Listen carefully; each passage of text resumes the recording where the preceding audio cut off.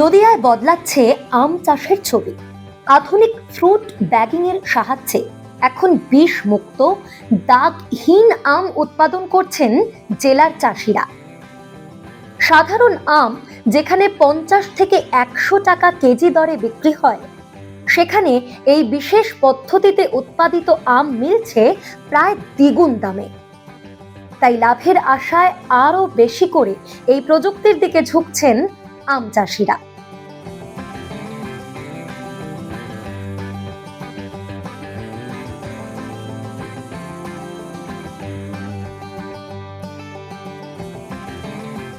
নদিয়ার ফজলি, হিমসাগর, আসিনা, লক্ষণভোগ ও ল্যাংড়া আমের চাষ বহুদিনের, কিন্তু ভালো দাম না পাওয়া এবং এক্সপোর্ট কোয়ালিটির অভাবে বহু সময় সমস্যায় পড়তেন চাষিরা।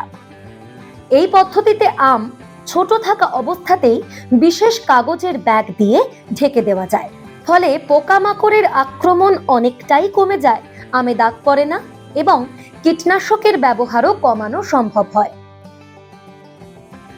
ফ্রুট ব্যাগিং ব্যবহারকারী আম চাষিরা এ বিষয়ে কি জানাচ্ছেন, চলুন শুনে নেব তাদের কাছ থেকে।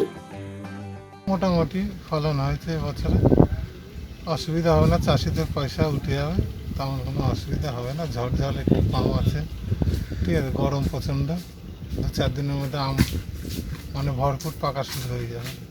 এটা নাইটি, ঠিক আছে। এটা নাইটি আমটা পেয়ে মানে দেখতে শুনতে ভালো থাকবে, দেখার লাগি একটা শো থাকবে, এটা আমের মাথা করবে, ঠিক আছে।